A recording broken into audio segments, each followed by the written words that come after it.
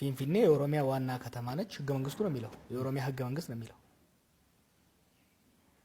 ፊንፊኔ የኦሮሞ ብቻ ነች፣ የኦሮሚያ ዋና ከተማ ነች ነው ያለው። ኦሮሚያ የኦሮሞዎች ናት። አንድ ጥያቄ ልጠይቅ። ኦሮሚያ የምትባለዋ ክልል የማን ናት? እስኪ ንገረኛ።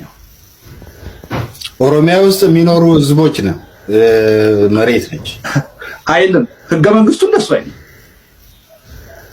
የኦሮሚያንም ህገ መንግስትየው ኦሮሚያ የኦሮሞዎች ናት። አንተ የምትለው ቢሆን ኖሮ እደግፈው ነበር። አይደለም።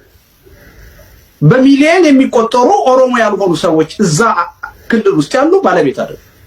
እርግጥ ነው አንተ እንዳልከው በነፃ የመንቀሳቀስ የመስራት ማለት የሚለውን ነገር ህገ መንግስቱ ደንግጓል። ግን ባለቤት አይደል? አየህ፣ አንተ የምትለው ቢሆን ኖሮ ጥሩ ነበር። ስለዚህ እዛ ውስጥ ያሉ ዜጎች ብቻ አይደሉም፣ ኢቭን የብሔር ማንነት አለን ብለው የሚያምኑ ስብስቦች የኦሮሚያ ክልል ባለቤትነትን አይቀርም። ኦሮሚያ ፒውርሊ የኦሮሞዎች ብቻ ናት። የህገ መንግስቱ አንድ ትልቅ ክፍተት ይሄ ነው። ይሄ ደግሞ በምን ይገለጻል? ለምሳሌ ፌዴሬሽን ምክር ቤትን እንውሰድ። ለምሳሌ እኔ ቅድም እንዳልኩት በዜግነት ነው ማለት። አንተም ቅድም ስትናገር እኔ ኦሮሞ ነኝ ወይም አማራ ነኝ ብሎ የሚያምን ሰው ይኖራል፣ ወይም ደግሞ ከሁለቱም አይደለሁም ማንነቴን በሌላ መልኩ ነው የማየው የሚል ሰው ሊኖር ይችላል ብለሃል። መብት ነው ብለሃል። እስማማለሁ። የህገ መንግስቱ ችግር የዚህን ሰውዬ መብት አለማክበሩ ነው። ራሱን በብሔር መነጽር የማያየውን ሰው መብት አያከብርም። የተቀበለው ራሱን በብሔር መነጽር የሚያየውን ሰው መብት ብቻ። ለምሳሌ ፌዴሬሽን ምክር ቤት እንሂድ። ዜጎች አይወከሉ፣ ብሔር ብሔረሰቦች ናቸው የሚወከሉት። ትልቅ የስልጣን አካል ክልሎች ለምሳሌ በመካከላቸው ግጭት ቢፈጠር፣ የክልልነት ጥያቄ ቢመጣ፣ ከሀገር የመነጠል የመገንጠል ጥያቄ ቢመጣ ውሳኔ በዋናነት የሚሰጠው ፌዴሬሽን ምክር ቤት ነው። ኢትዮጵያዊ ዜጋ ነኝ ራሴን በብሔረሰብ መነጽር በብሔር መነጽር አላይም የሚል ሰው ፌዴሬሽን ምክር ቤት ውስጥ ነው ትልቁ የስልጣን አካል። ህገ መንግስቱ ላይ መሰረታዊ የሚባሉ የፖለቲካ መብቶች እስከ መገንጠል ድረስ ያሉትን አንቀጾች ማሻሻል የሚቻለው ሁሉም የሀገሪቱ ክልሎች ሙሉ በሙሉ ሲስማሙ ብቻ ነው።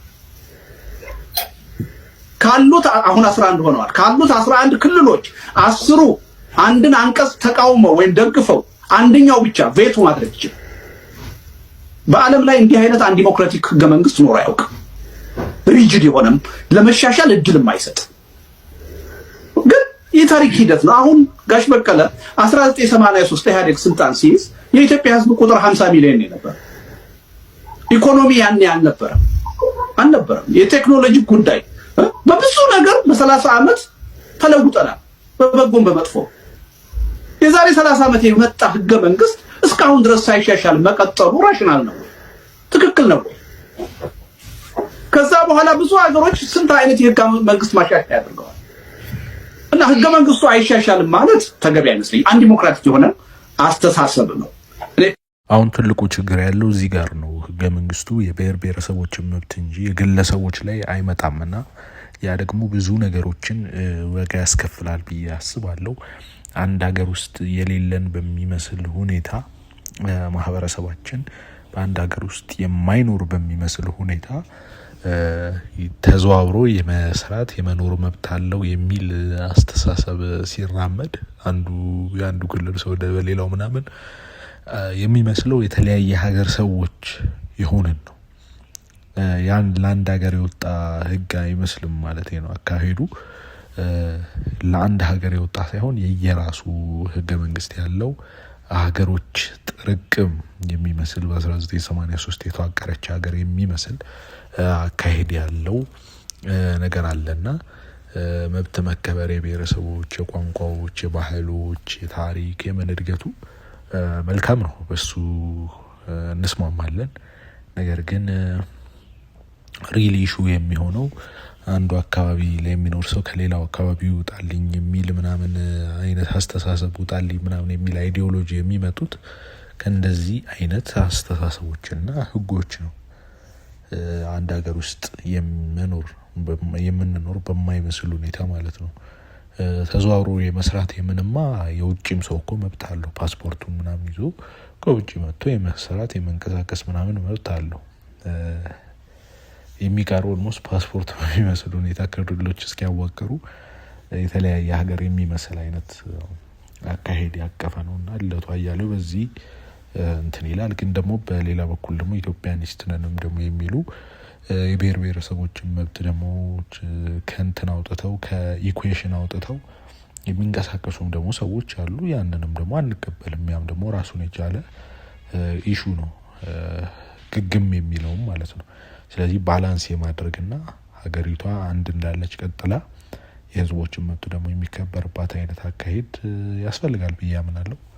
ያ ነው ትክክለኛው መንገድ የሚሆነው እና ልደቱ አያሌውም ያንን ይመስለኛል ሀሳብ አድርጎ ያቀረበው። እናንተ በዚህ ጉዳይ ምን ታስባላችሁ? በኮሜንት አሳውቁን። አዳነች አቤቤ አሁን እያደረጉ ያሉት ከቶሌ ቀበሌ የተነሳውን ዘር ማጥፋት አዲስ አበባ እንዴት አስገባዋለሁ ነው ጥያቄው። የወለጋዎች እኮ አለቁ አይደል?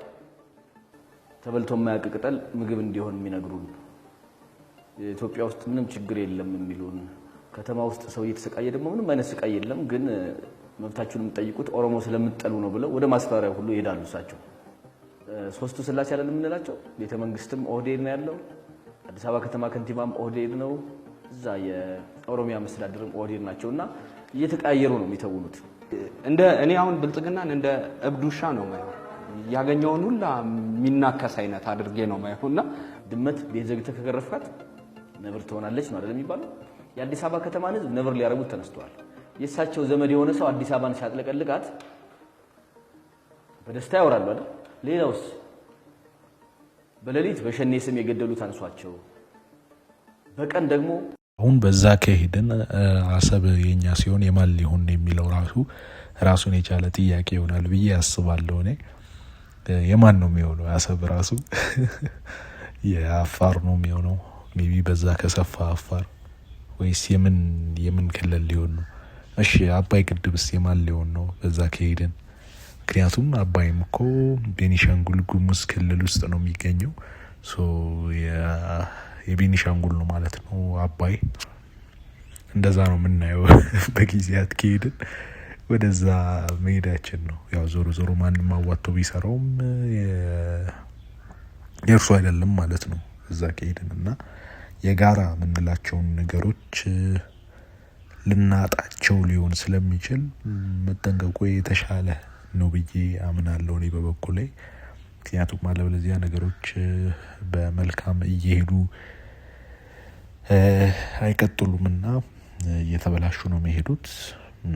ያ ደግሞ ሰፊ የሆነ ችግር ይዞ የሚመጣ ነው ብዬ አስባለሁ። እናንተ ምን ታስባላችሁ? በኮሜንት አሳውቁን። ላይክ፣ ሼር፣ ሰብስክራይብ አድርጉ። አመሰግናለሁ።